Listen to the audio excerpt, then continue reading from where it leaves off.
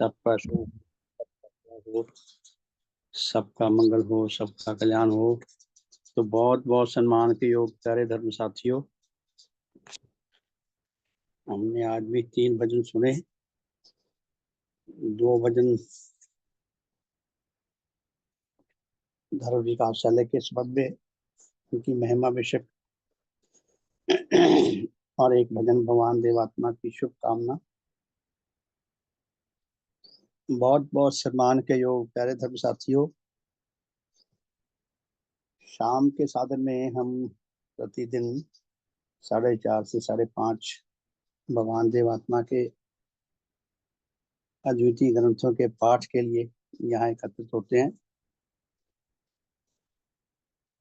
भगवान ने जो इतनी शानदार, इतनी भव्य शिक्षा दी है, उसका पाठ करते हैं। पाठ करते करते जो मुझे मुझे तुझको थोड़ा सा विवेक जागने लगा है।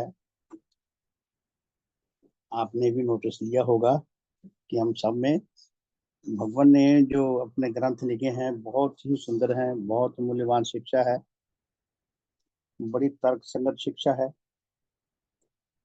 हमारे सच्ची आत्म कल्याण के लिए है।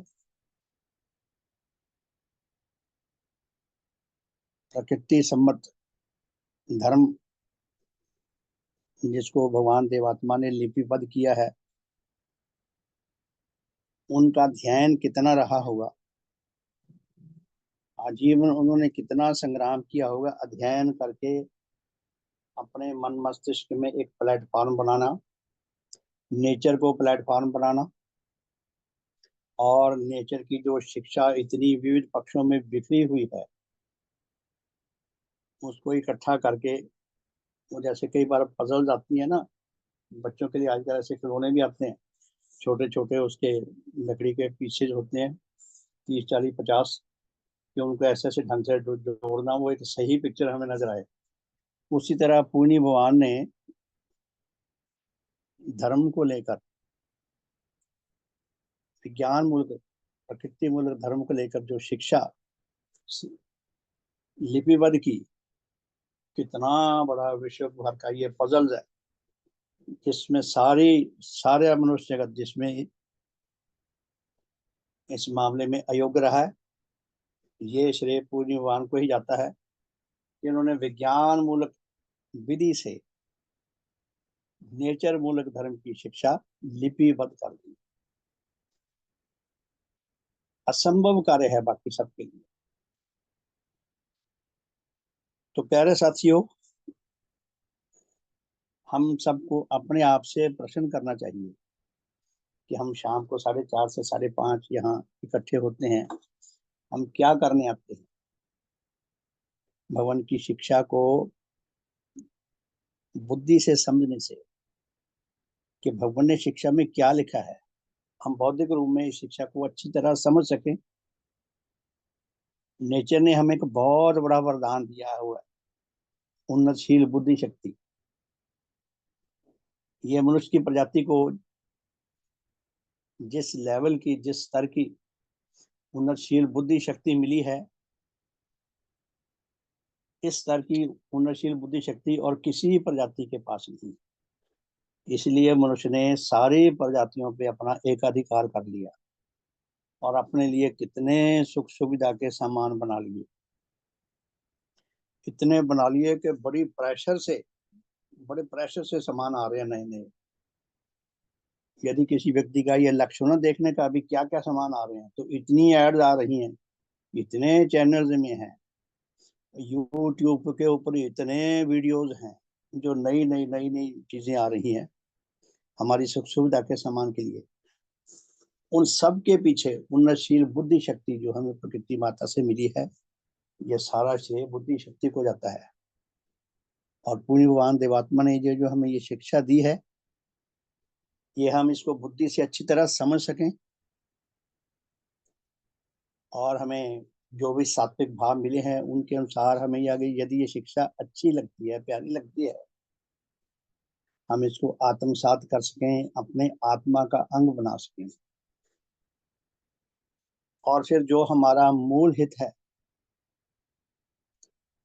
भगवान देवात्मा ने हमें हमारे मूल हित से परिचित करवाया है। हमारा मूल हित क्या है? इस दुनिया में, नेचर में, ये हमारा पहला जन्म है, यही हमारा अंतिम जन्म है। और मनुष्य जगत का हमारा जो जीवन शैली है, इस स्थूल जगत की, इसके तीन पक्ष हैं: बचपन, युवावस्था और वृद्धावस्था। और उसमें अपने आप को बचा कर भी रखना, रक्षा भी पाना, पालन पोषण भी पाना, विकास भी पाना, कैरियर भी बनाना निर्वाह के लिए, और दुनिया भर के सामान भी जुटाना, और सबसे बड़ा लक्ष्य है अपने आत्मिक जीवन की रक्षा और विकास पाना। वो भाग दौड़ में ये छूट ना जाए। अगर ये छूट गया तो हम बिल्कुल फेल हैं।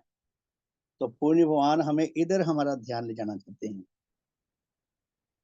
ये हमारा मूल हित है कि हमें हमारे आत्मिक जीवन का ज्ञान मिल सके, बोध मिल सके, हम अपने आत्मिक जीवन की रक्षा और विकास पाने के मार्ग पर अग्रसर हो सकें। भगवान जो हमें बनाना चाहते हैं, वो हम बनने के लिए अधिक से अधिक संग्राम कर सकें, और फिर बन के भगवान के व्रत को अपना व्रत बना सकें। मुझे तुझको जो बात थोड़ी सी समझ आ रही है, आपको भी जरूर समझ आ रही होगी। तो हमें इस विषय में भी विचार करना चाहिए। हम खाली सुनते सुनाते न रह जाएं। भगवान के भगवान का हमारे ऊपर क्लेम है, जिन्होंने हमें इतना अद्वितीय दान दिया है, धर्म दान दिया है, सबसे बढ़कर, अति सुंदर, अति हितकर, अति कल्याणकारी, परमावश्यक हमारे लिए ऐसा भगवान हमें दान दे रहे हैं। उस दान को हम अपने जीवन में सफल कर सकें, और अपनी बारी में उसको औरों तक भी, जहां जहां तक ले जा सकते हैं, वहां वहां तक पहुंचाने के हम योग्य बन सकें। इसीलिए हम यहाँ इकट्ठे होते हैं। और पूज्य भगवान ने जो धर्म विकासालय बनाया था, इसी उद्देश्य को लेकर बनाया था। तो कल हम बात पढ़ रहे थे, 19वां अध्याय है, मनुष्य में उच्च बात सात्विक सुख अनुराग। तो जहां से हमने ये प्रश्न छोड़ा था, वहीं से शुरू करता हूँ। पेज नंबर 169 है, 19वें अध्याय का। कल जो हमने पढ़ा था वो ये था कि इस भाव से परिचालित होने पर, किस भाव से? विशुद्ध सात्विक भाव से। इस भाव से परिचालित होने पर कोई मनुष्य किस किस प्रकार की क्रियाएं करता है, ये प्रश्न है, कल हमने जो पढ़ा था। तो भगवान ने ही उत्तर दिया है। इस भाव के यथेष्ट मात्रा में वर्तमान होने पर, कि यदि किसी में विशुद्ध सात्विक भाव, सेवा विषयक सात्विक भाव पैदा हो जाए, इस भाव के यथेष्ट मात्रा में वर्तमान होने पर कोई मनुष्य एक व दूसरे प्रकार की कोई संस्था स्थापन कर सकता है। वह विशुद्ध परोपकार विश्व भाव के द्वारा, इस भाव से परिचालित होकर कोई हितकर कोई संस्था स्थापन कर सकता है। यथा किसी भाषा व साहित्य व गणित व विज्ञान आदि विषयों व किसी प्रकार की शिल्प व दस्तकारी विषयक विद्या की शिक्षा देने के निमित्त कोई स्कूल व कॉलेज आदि स्थापन कर सकता है। विविध प्रकार की पुस्तकों के विविध विषयों से लाभ उठाने के निमित्त साधारण जनों के लिए कोई पुस्तकालय, लाइब्रेरी खोल सकता है। किसी सामाजिक व राजनैतिक सुधार व किसी कहलाने वाले धर्म मत के प्रचार के लिए कोई सामयिक पत्र जारी कर सकता है, पत्रिका जारी कर सकता है, कोई मैगजीन जारी कर सकता है, कोई प्रचारक व अध्यापक नियुक्त कर सकता है, आदि आदि। तो ये सेवा विषय के कामों का थोड़ा सा पूज्य भगवान ने दृष्टांत दिया है। तो फिर प्रश्न है, परंतु क्या किसी ऐसे स्कूल व कॉलेज व पुस्तकालय व पत्र व पाठागार के स्थापन व किसी ऐसे अध्यापक व प्रचारक के नियुक्त करने के निमित्त जो लोग अपने धन व अपने संपत्ति आदि को अर्पण करते हैं, उनसे जन समाज की भलाई के भिन्न किसी प्रकार की हानियां व बुराइयां नहीं होती। तो यदि किसी ने कोई विशुद्ध परोपकार विशुद्ध भाव से परिचालित होकर कोई सेवा का कार्य शुरू किया, तो प्रश्न क्या है, क्या उससे किसी किस्म की और कुछ बुराइयां नहीं हो सकती? कोई नई प्रकार की बुराइयां तो नहीं फैलने लग जाती? तो उत्तर है जी हाँ, अवश्य होती हैं। प्रश्न वह किस प्रकार? उत्तर है, जहां तक उनके द्वारा सत्य नेचर और उसके सत्य नियमों और उसकी सत्य घटनाओं के विरुद्ध नाना प्रकार की मिथ्याओं व धर्म के नाम से नाना प्रकार के मिथ्या मतों व मिथ्या विश्वासों का प्रचार होता है, अथवा शरीर के संबंध में किसी प्रकार के स्वास्थ्य नाशक व किसी प्रकार के जीवित अस्तित्वों के संबंध में अन्याय मूलक कर्म व कर्मों की शिक्षा दी जाती है, वहां तक उनके द्वारा मनुष्य जगत के भिन्न पशु जगत की भी नाना प्रकार से महाहानि होती है। किसी ने अपनी योग्यता के अनुसार सात्विक भावों से परिचालित होकर कोई सेवा का कार्य शुरू किया, लेकिन हम हैं तो सारे आद्य बुरी, कहीं ना कहीं कोई ट्रैक से बदल भी जाता है। फिर सुनिए एक बार उत्तर। जहां तक उनके द्वारा सत्य नेचर और उसके सत्य नियमों और उसकी सत्य घटनाओं के विरुद्ध नाना प्रकार की मिथ्याओं व धर्म के नाम से नाना प्रकार के मिथ्या मतों और मिथ्या विश्वासों का प्रचार होता है, अथवा शरीर के संबंध में किसी प्रकार के स्वास्थ्य नाशक व किसी प्रकार के जीवित अस्तित्वों के संबंध में अन्याय मूलक कर्म व कर्मों की शिक्षा दी जाती है, वहां तक उनके द्वारा मनुष्य जगत के भिन्न पशु जगत की भी नाना प्रकार से महाहानि होती है।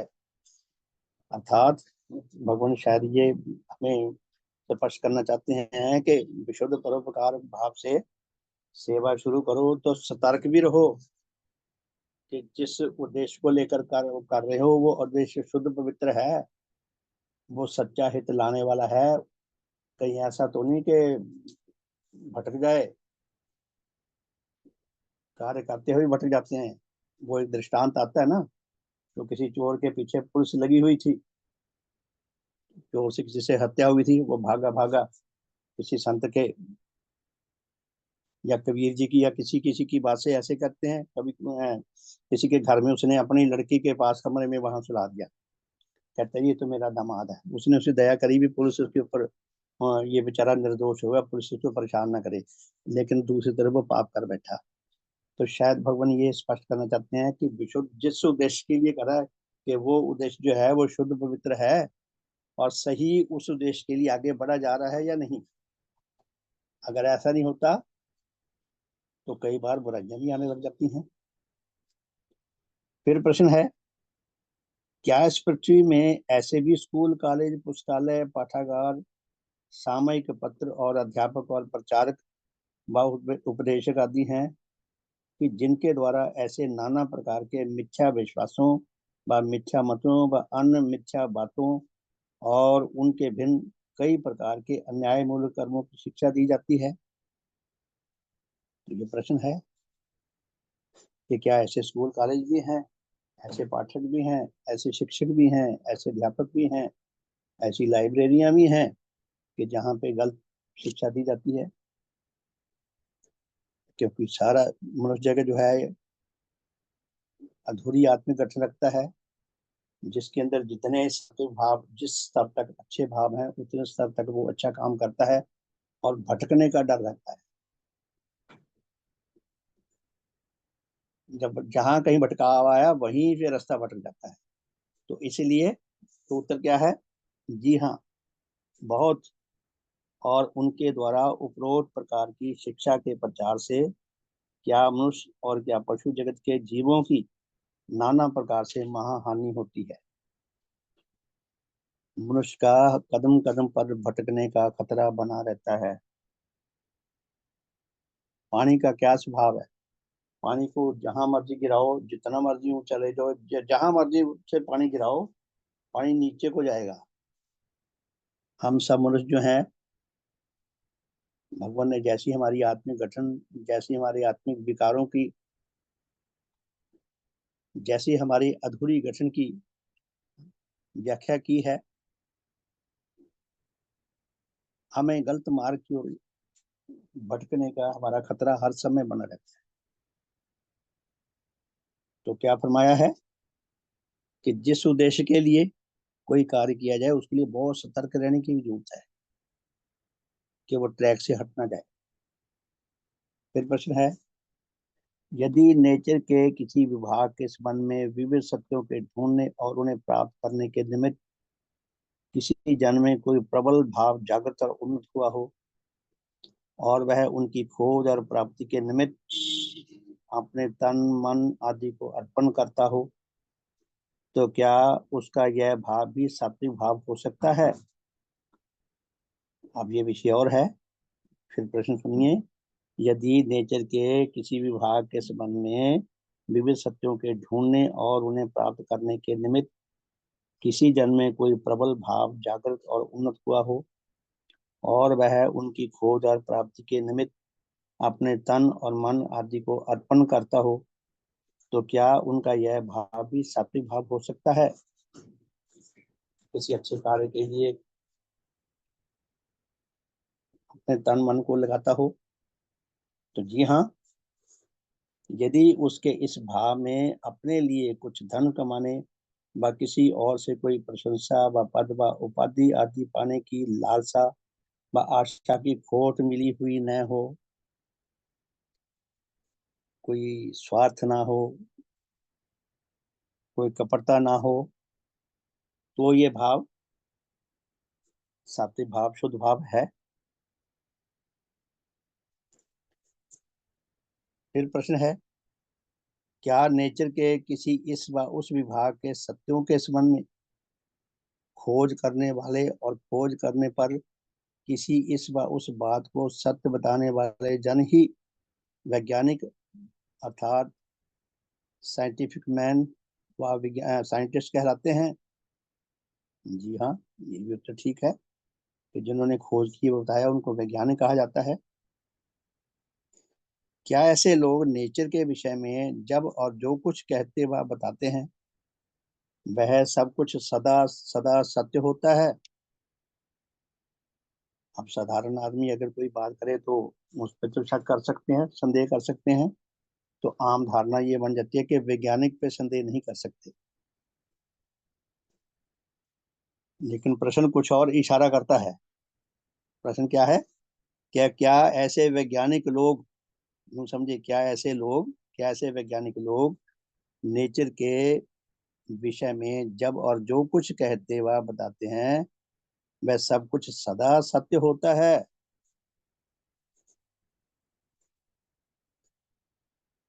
उत्तर, जी नहीं। हम जानने का प्रयास करें भगवान हमें किधर ले जा रहे हैं, क्या समझाना चाहते हैं। जी नहीं।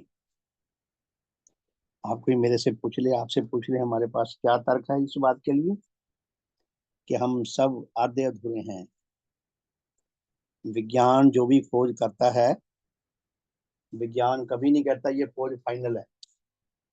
जो सच्चा वैज्ञानिक है, जो ईमानदार है अपनी योग्यताओं के प्रति, अपने संग्राम के प्रति, अपनी खोज के प्रति, अपने परिणामों के प्रति,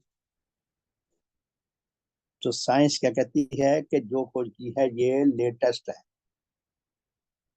समय के साथ साथ और ज्ञान बढ़ेगा और अनुभव बढ़ेगा और सत्य सामने आएगा, तो इस खोज में जो कुछ कहा गया है इसमें और परिवर्तन भी हो सकता है और बेहतरी आ सकती है। खैर, भगवान क्या फरमाते हैं? भगवान कहते हैं जी नहीं, वो वैज्ञानिक सदा सत्य नहीं होते। हम ये नहीं कह सकते वो जानबूझ के झूठ बोलते हैं। तो उत्तर क्या है कि जी नहीं, उनके ऐसा कहने व बताने में कई बार उनकी खोज विषय विधि में कुछ भूल व भ्रांति होने का खतरा बना रहता है। कभी भूल हो सकती है, भ्रांति हो सकती है। कई बार कई प्रकार की सत्य घटनाओं से भी वह जो एक बार दूसरे प्रकार का सिद्धांत निकालते हैं उसमें उनकी विचार की प्रणाली में तर्क विधि विषय कोई ना कोई भूल रह जाती है। जब परिणाम सदा सत्य नहीं आता, इसका मतलब कहीं ना कहीं कुछ ना कुछ भूल रही है, यानी कि भूल रहने की सदा गुंजाइश बनी रहती है। पूज्य भगवान ने भी एक एक लेख लिखा तो 20-20 बार, 30-30 बार लेख को पढ़ते थे, इतना सुधार करते थे। तो भगवान कहते हैं कि कई बार कई प्रकार की सत्य घटनाओं से भी वह जो कुछ एक बार दूसरे प्रकार का सिद्धांत या परिणाम निकालते हैं, उसमें उनके विचार की प्रणाली में तर्क विधि विषय कोई भूल हो जाती है, भूल हो सकती है। और कई बार उनमें से कुछ जन अपनी मान प्रशंसा, अपने किसी नीच भाव से प्रेरित होकर, अपने अहम भाव के वशीभूत होकर अपनी किसी भूल को भूल नहीं मानते। वैज्ञानिक भी अड़ जाते हैं, नहीं मानते कि नहीं मैं बिल्कुल सही हूँ, भूल नहीं मानते और उस पर अड़ बैठते हैं और उसे ठीक बताते हैं, और कई प्रकार की मिथ्या के द्वारा भी उसकी पोषकता करने की चेष्टा करते हैं। वैज्ञानिक अपनी गलती को, अपने अधूरेपन को, अपने किसी नीच अयथा भाव के अधीन सत्य बताने की जिद करते हैं।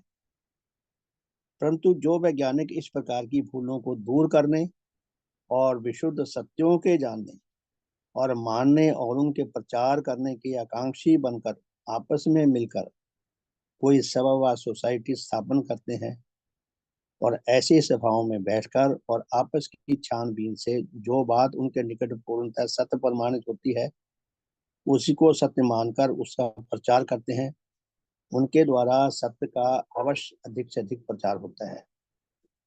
तो पुण्यवान क्या फरमाते हैं आगे कि जो वैज्ञानिक दिल के भी साफ होते हैं और आपस में मिलकर ये भी समझते हो मानते हो भी हमारे से भूल हो सकती है, और सब मिलके आपस में विचार करके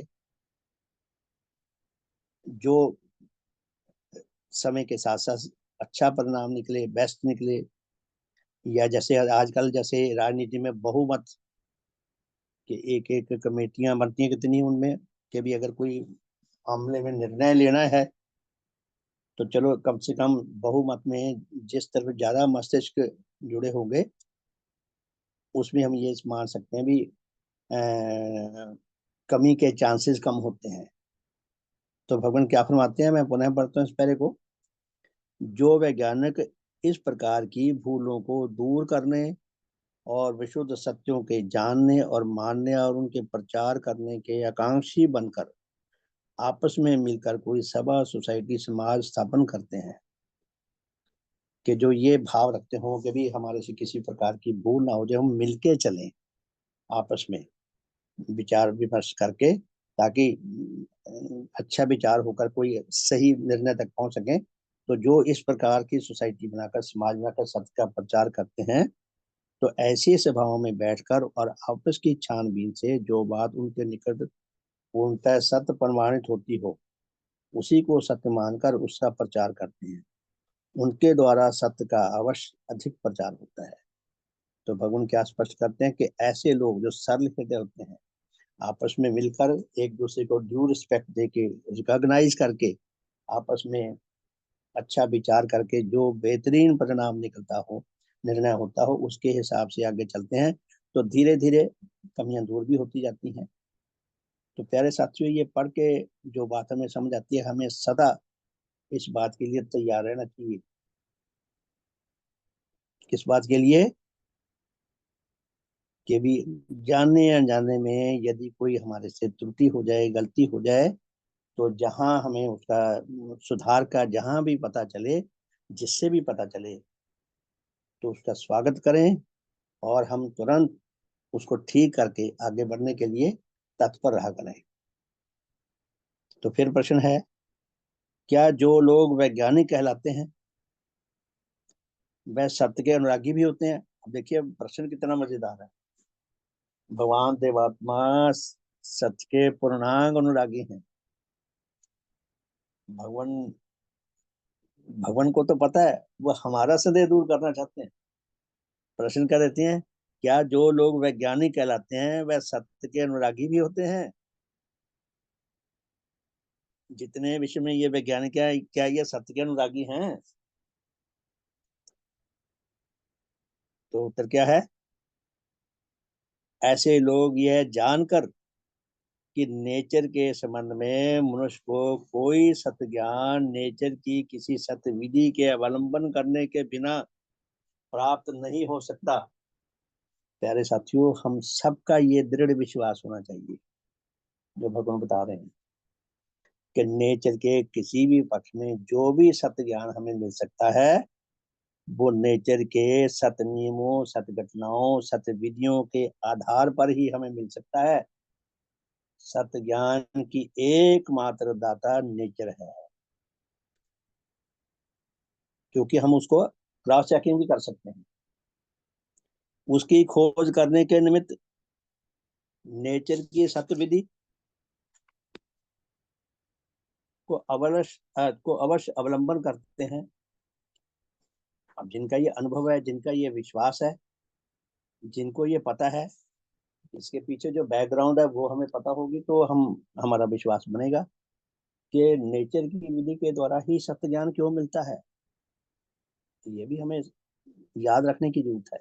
तो भगवान क्या कहते हैं कि जो नेचर की सत्य विधियों को सत्य घटनाओं के आधार पर, सत्य नियमों के आधार पर उसका अवलंबन करते हैं, परंतु वह इस सत्य विधि को उसी प्रकार मानने और अवलंबन करते हैं जिस प्रकार किसी स्कूल का लड़का अंक गणित के सीखने में यह जानकर कि बिना ठीक ठीक जोड़ व ठीक ठीक अंतर व ठीक ठीक गणन व ठीक ठीक भाव,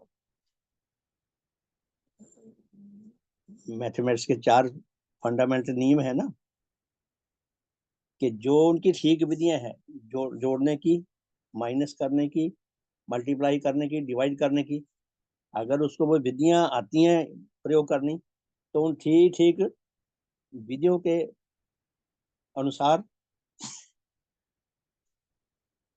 वो गणित में सही उत्तर तक पहुंच सकते हैं। अगर कहीं गड़बड़ हो जाए तो उत्तर में गड़बड़ हो जाती है।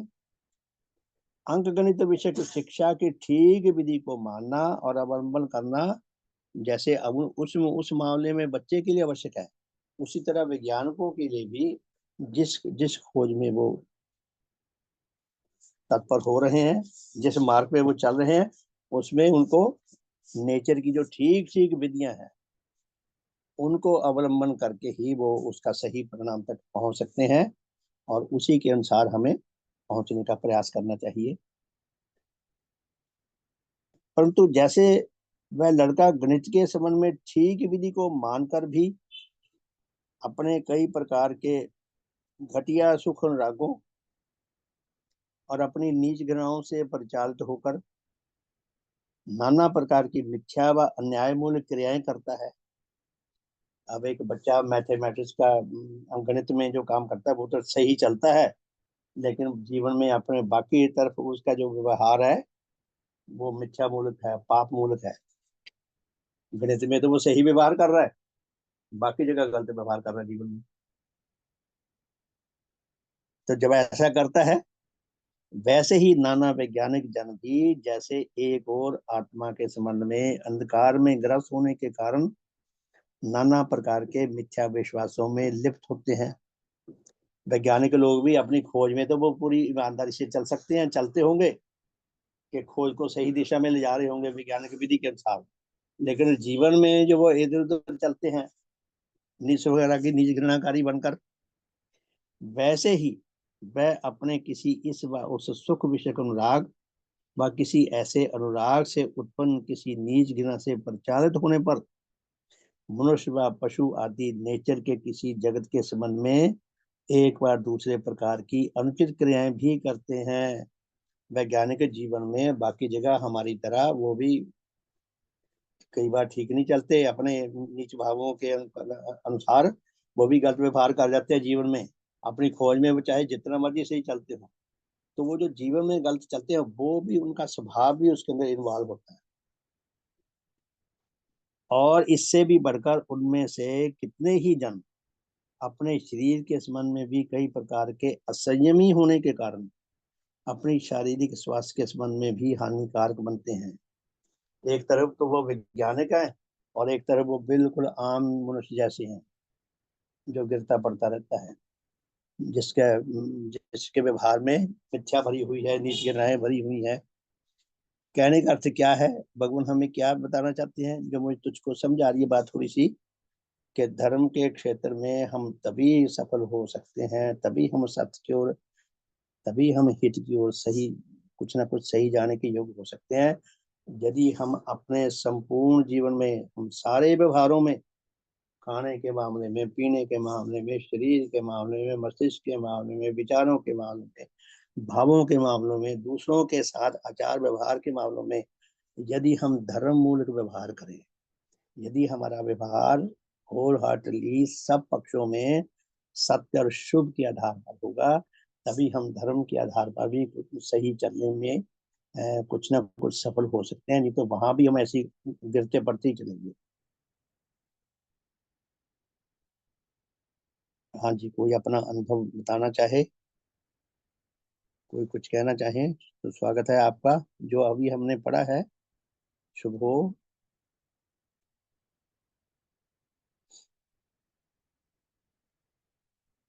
ठीक है, आगे पढ़ते हैं। तो प्रश्न है, जो जन इस लोक में अपने लिए मान, यश, पद, उपाधि आदि की प्राप्ति। हेलो। हाँ जी, आवाज आ रही है। हाँ जी, राजेश जी, शुभ। जी शुभ शुभ श्रीमान जी। शुभ शुभ जी। एक्चुअली मोबाइल माइक चालू होने में लेट लग गया थोड़ा सा। तो मैं एक्चुअली ये चिंतन कर रहा था अभी कि भगवान कोई भी बात आगे बढ़ा रहे हैं तो उससे पहले प्रश्न पूछ रहे हैं, यानी जी बात बिना प्रश्नों के आगे नहीं बढ़ रही है। जी जी जी तो जैसे भगवान ने सोचा था कि बिना प्रश्नों के आगे नहीं बढ़ेगी बात, तो हम सबके जीवन के साथ वो लागू होती है, हम जी सभी के जीवन के साथ। मतलब हम तब तक आगे नहीं बढ़ेंगे जब तक उस बात को अपने जीवन में देख ना लें, और अगर देख रहे हैं तो उसी रूप में देख लें, तब तो ठीक है। अगर उस रूप में नहीं देख रहे हैं तो कोई ना कोई प्रश्न उसे रोकेगा, और वो प्रश्न अगर हम चर्चा में नहीं ला रहे हैं तो वो सदा रोकता रहेगा। जी बात समझ पा रहे हैं ना? यानी भगवान चाह रहे हैं कि हर जो भी मेरे वचनों को सुन रहा है, समझ रहा है, वो उस दिशा में आगे बढ़े, क्लियरिटी के साथ में। और जी क्लियरिटी तभी साबित होती है जब हम सारे प्रश्नों का जवाब दे देते हैं, या फिर उसको रोकने वाले कोई प्रश्न हमें जीवन में है तो हम पूछ लेते हैं। तो एक तो ये बात स्पष्ट हुई कि बिना प्रश्नों से ही पूरा देवशास्त्र खत्म नहीं हो रहा, हर चीज प्रश्नों से ही आ रही आने है। लगा और प्रश्न बहुत है, और जैसे ना फांस फंसी रहती है ना दिमाग में और कुछ, इन प्रश्नों जैसे को हमें खुद जब से वो। पूछने की जरूरत है। जी अभी जैसे एक प्रश्न था जिसमें ये आ रहा था कि अगर हम किसी संस्था की या कहीं कुछ कार्य कर रहे हैं, उसमें मेरा कोई स्वार्थ तो नहीं है। जी जी जी मेरा कोई स्वार्थ तो नहीं है। तो मेरे को भी कुछ दिन पहले का ही आया कि कुछ दिन का, एक दो दिन पहले का ही था, जब रुड़की की संस्था द्वारा ये आपके है वो जो दो स्कूलों में मदद जा रही है उसका न्यूज था। जी ठीक है, दो स्कूलों में मदद जा रही है उसका न्यूज था। और वो जी मदद जा रही है, उसमें हमारा कोई भी स्वार्थ नहीं है। जी जी जी लेकिन अगर उसमें मेरा ये स्वार्थ है कि वहां जितने भी बच्चे पढ़ रहे हैं वो आत्मिक लेवल पे अवस्था अपनी बढ़ाते जाए, मतलब उनको आत्मा की शिक्षा मिले, अगर उसमें मेरा ये स्वार्थ जुड़ता है, जी अगर मेरा ये स्वार्थ जुड़ता है कि ठीक है इसको हम मदद तो कर रहे हैं, लेकिन उन बच्चों में कम से कम इतना तो अवेयरनेस आ जाए कि वो सिर्फ शरीर नहीं है, जो भी पास आउट हो रहे हैं उस स्कूल से आगे बढ़ रहे हैं, जो आगे जीवन जिएंगे, आगे कुछ संस्थाएं चलाएंगे, वो उनमें ये बेस तो मिल जाए उनको। तो ये एक जी स्वार्थ तो हो सकता है, संभावना है। वो स्वार्थ है, सही है कि गलत है? पहली बात तो ये। ये श्रीमान जी, मैं तो ये स्वार्थ नहीं है, ये तो परमार्थ है, ये तो शुभ के लिए कर रहे हैं। चाहे हाँ हमारा, हम जो मदद कर रहे हैं उसके पीछे हमारा उद्देश्य भी तो शुभ है ना। चाहे हाँ, नहीं हम मतलब इस ठीक है, उद्देश्य को भी पीछे रखा ठीक है हुआ है, मतलब। उनकी पहले तो हम हेल्प उनकी पढ़ने लिखने में, स्टेशनरी देने में और हेल्प देने में ही कर रहे हैं, लेकिन अल्टीमेटली हम उनको यहाँ लाना चाहते हैं, तो ये तो परमार्थ है, ये नहीं स्वार्थ नहीं है, कहते थे। परमार्थ तो है, लेकिन जब भी हम ऐसे संस्थाओं से हम बात करते हैं कि इसमें नैतिक शिक्षा की इस लेवल पे क्लास चलाएं जिससे बच्चों का इस लेवल में ग्रोथ हो, तब इसको वो जी स्वार्थ समझते हैं। मतलब सामने वाला इसको स्वार्थ अरे समझता है कि आप वो दे तो रहे हो। उनका श्रीमान जी, उनको तो बेचारों का वो उस मिशन में है नहीं ना जुड़े हुए, उनकी नहीं जो नहीं, वही उनका बात। जो नहीं देखिए, एटीट्यूड है एक तो मिनट। उस हिसाब से वो देख रहे हैं, हमें चेक कर हाँ रहे हैं। ठीक है, अब ये बात मैं भी बता रहा हूँ, आगे मैं बता रहा हूँ कि अब अगर वो संस्था स्वार्थ समझ रही है हमारा, तो उसको इस शिक्षा का नहीं मालूम, यानी कि जी जी जी जी यानी जो ओनर है वो ले रहा है और उसको ये शिक्षा का स्वार्थ दिख रहा है, तो यानी वो शिक्षा को समझा ही नहीं कि मनुष्य जगत के लिए इतनी हाँ महत्वपूर्ण शिक्षा है ये। जी जी यानी जी। ये क्वेश्चन मार्क है जिससे हम ग्रोथ करेंगे। ये अगर हम हाँ चर्चा ये करते हैं हम ये ग्रोथ हमारा करेंगे। ये हमारा कर्तव्य है कि हम धीरे धीरे उनके अंदर से ये कंफ्यूजन निकाल दें कि भाई हम हाँ काहे के लिए मतलब जो लोगों को उनका ये टीचर सिखाना है। ग्रुप है, उनका जो टीचर ग्रुप है, उनका जो एडमिनिस्ट्रेशन ग्रुप है, उनको ये शिक्षा पूरी स्पष्ट होनी चाहिए कि मैं कर क्या रहा है ये हाँ समाज में। बिल्कुल। जी जी। तो जब वो स्पष्ट हो जाएगी तो वो वेलकम करेंगे हमें कि आप दान हाँ तो बाद में दो, बिल्कुल। पहले शिक्षा दो, वो ज्यादा अगर वो जरूरी है। डिजर्व करते हैं तो वेलकम करेंगे जी। हाँ। तो ये मैं सिर्फ ये बोल रहा हूँ कि ये प्रश्न के बाद ही ग्रोथ होती है, जब तक प्रश्न नहीं है तब तक हाँ ग्रोथ नहीं है। बिल्कुल तो ये सब बिल्कुल। सुन के जो प्रश्न निकलते हैं ना, वो जरूरी है, सभी के मन में निकलने चाहिए और पूछने ये चाहिए। बिल्कुल जरूरी है जी कि ये कंफ्यूजन हमारे अंदर से भी निकले, उनके अंदर से भी निकले। हाँ। जी कि जैसे हम बिल्कुल लोग ठीक। किसी स्कूल में जाते हैं ना, स्कूल में अधिकतर वो फोटो वोटो खींच लेते हैं और हो जाता है काम। तो मैं बोलता हूँ मेरा उद्देश्य है ही नहीं कि मैं आऊँ और फोटो खिंचाऊं। मेरा उद्देश्य ये है कि कम से कम 4 साल आपके स्कूल में मेरे को निरंतर काम करने का मौका मिले और एक स्पष्ट 4 साल के बच्चे आप देख सको कि ये समाज में इनका चलन अलग है। मेरा जी उद्देश्य जी वो जी। है। हाँ हाँ। तो भगवान तो यही तो इस हमें समय, सिखाना चाहते हैं जी। हाँ, तो जितने भी हम ये प्रश्न पूछ रहे हैं उसमें हम सब 5 मिनट का ब्रेक लें और उस प्रश्न में सभी अपने चिंतन को आगे करें कि हाँ इस टाइप की जी जी प्रश्न जो हाँ है हम उससे अपना विकास का। हाँ, शुभ हम अपनी श्रीमान जी। इन्वॉल्वमेंट दिखाएं। जी शुभ। हम अपनी इन्वॉल्वमेंट दिखाएं इसमें, जी। ठीक है बिल्कुल जी। रेणु जी शुभ हो। हाँ, शुभ हो। हाँ, इसमें से श्रीमान जी सही कह रहे हैं कि वो जो है ना, ये वाली बात जो है, मुझे नवनीत जी ने वहां भेजा था जी डिवाइन स्कूल में, कि जी वहां पर हमें ये देनी है नीति शिक्षा। मैंने बोला भी मैं भी बता सकती हूँ, वहां पे आप पास के स्कूलों में जाती हूँ तो। थोड़ा जी जी। उन्होंने बोला था, ये वाली बात है कि उस वहां जानी चाहिए। वो ये है कि मेरे टीचरों तक पहुंचे, या तो या हम जाकर बताएं कोई। हाँ मैं वहां ठीक है। पर गई थी तो वही है कि उन्होंने बोला था कि भाई हम अब खुद ही देख लेंगे कि, तो इसमें वहां पे भी यही चीज उठ के आई थी कि ये डिवाइन स्कूल में शायद जाती है मदद। जी जी। हाँ, तो वो मदद जाती है तो एक उद्देश्य उनको क्लियर होना चाहिए, उन टीचर्स को मालूम पड़ना चाहिए उच्च नहीं, मैं जीवन। तो खुद गई थी वहां पर जी। और मैंने बोला कि मैं दे सकती हूँ टाइम। श्रीमान जी ने भेजा था कि वो भाई अब देखें क्या ही करते हैं, या तो वही हाँ, टीचर कोई हो, अब ये कोई विचार निकल टीचर। के आया, अभी ये लाइन पढ़ के ये विचार निकल के पड़ा है, इसको आप अंडरलाइन करिएगा, ये लाइन के आधार पे इस बात को आगे बढ़ाइएगा आप। तो हाँ उससे चीज निकल के आती है कि सेवा तो हो, लेकिन उसमें वो चीज जो भगवान का मुख्य उद्देश्य है समाज को बदलना, वो मुख्य उद्देश्य रुके ना, वो चलता रहे। जी स्वार्थ कोई नहीं है, लेकिन जो समाज के प्रति भगवान की कुर्बानियां रही, जो मिशन रहा, उस पे तो हम एक दिशा में आगे बढ़ सके। शुभ हो आपको बीच में रोका। जी शुभ हो जी। देव शास्त्र चौथे खंड में जो गुरु महाराज जी ने कर्तव्य कर्म और वर्जित कर्म की शिक्षा दी है, जिस जिस संबंध में आप देखें भगवान देवात्मा की जो देव संवेदनाएं कितनी अद्वितीय हैं, कितनी यूनिक है, कि उन्होंने उन्होंने कहा कि जो भी शुभ कर व्यवहार कर रहे हैं, जिस उद्देश्य को लेकर कर रहे हैं, उस उद्देश्य में आगे बढ़ रहे हैं या नहीं बढ़ रहे। आपका संग्राम उस उद्देश्य में उधर को सफल हो रहा है या नहीं हो रहा। हर उद्देश्य में यही चीज दी है श्रीमान जी। तो बहुत सुंदर है। हमें यही तो पकड़ना, यही तो आत्मा है इसकी शिक्षा की। तो बहुत बहुत धन्यवाद। हाँ जी, कोई और कुछ शेयर करना चाहे। ठीक है, एक प्रश्न और पढ़ते हैं जी। तो एक प्रश्न और है। प्रश्न, जो जन इस लोक में अपने लिए मान यश पद उपाधि आदि की प्राप्ति के लिए कोई परोपकार विषय कार्य करते हैं। अब देखो यहाँ आकांक्षा आ गई, कोई इच्छा आ गई कि जो जन इस लोक में अपने लिए मान यश पद उपाधि की प्राप्ति के लिए कोई परोपकार विषय कार्य करते हैं। परोपकार का कार्य तो करते हैं, लेकिन उनके अंदर जो इच्छाएं हैं वो संसारिकता से जुड़ी हुई हैं।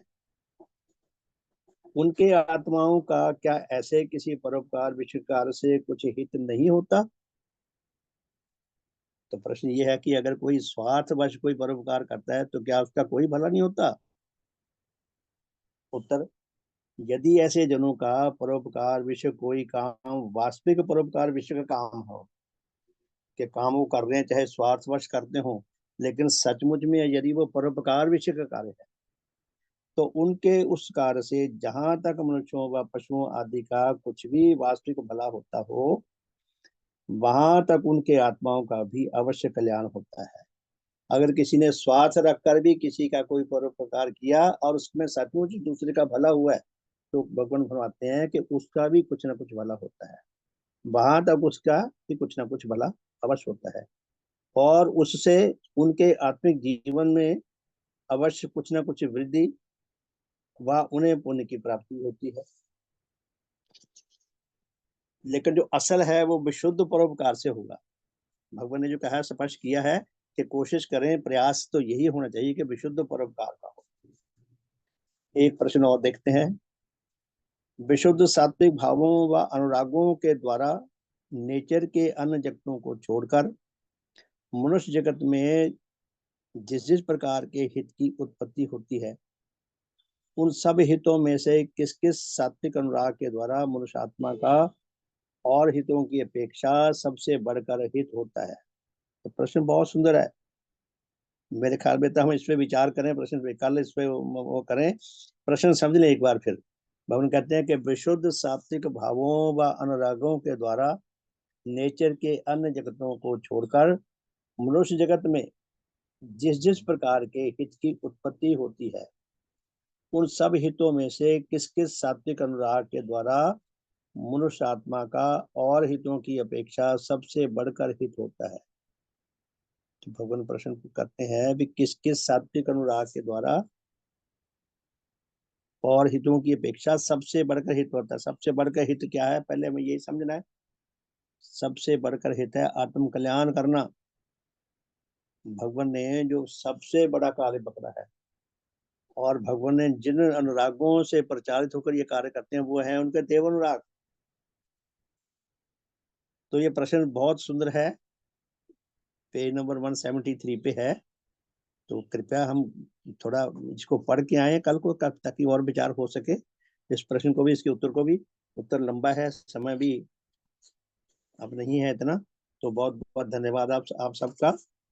तो ये प्रश्न है जी, अंतिम है इसका, समझिए प्रश्न ये इसी चैप्टर में 19वें चैप्टर में, कि विशुद्ध सात्विक भावों व अनुरागों के द्वारा नेचर के अन्य जगतों को छोड़कर मनुष्य जगत में जिस जिस प्रकार के हित की उत्पत्ति होती है, उन सब हितों में से किस किस सात्विक अनुराग के द्वारा मनुष्य आत्मा का और हितों की अपेक्षा सबसे बढ़कर हित होता है। तो कृपया हम प्रश्न नोट कर लें। 19वें अध्याय का लास्ट प्रश्न है ये, अंतिम चैप्टर में। उसके बाद ये चैप्टर खत्म हो जाएगा। तो इसके नीचे उत्तर दिया है, तो कृपया सब पढ़ कर आए, करके इस पर विचार करेंगे। तो बहुत बहुत धन्यवाद। सबका शुभ हो, सबका भला हो, सबका मंगल हो, सबका कल्याण हो। भगवान देवात्मा की जय। भगवान देवात्मा की जय। भगवान देवात्मा की जय। भगवान देवात्मा की जय। सबका शुभ हो, सबका भला हो। आप सबका बहुत बहुत धन्यवाद। शुभ संध्या। तो रात को मिलेंगे जी 8:40 से 9:30 बजे तक। और फिर कल संडे है, कल प्रातः 5:30 से 6:30 पूजा का साधन है। और शाम को फिर मिलेंगे कल इसी टाइम 4:30 से 5:30। और रात को भजन रात्रि होगी कल। तो मेरी प्रार्थना है कि सब कुछ ना कुछ भजन तैयार करके आए, कुछ ना कुछ अपनी ओर से जरूर पार्टिसिपेट किया करें। जब तक हम किसी कार्य में अपने इन्वॉल्वमेंट शो नहीं करते, इन्वॉल्व नहीं होते, तब तक हमारा उसके साथ उतना संबंध नहीं बनता और हमारे विकास का मार्ग नहीं खुलता। तो मैं सबसे प्रार्थना करूंगा कि जो उसमें शामिल हो और कल के भजन संध्या रात्रि में भी वो साथ दें। बहुत बहुत धन्यवाद। शुभ संध्या। सबका बहुत बहुत धन्यवाद। रात मिलेंगे जी फिर 8:40 से 9:30 बजे तक। बहुत बहुत धन्यवाद। शुभ संध्या जी।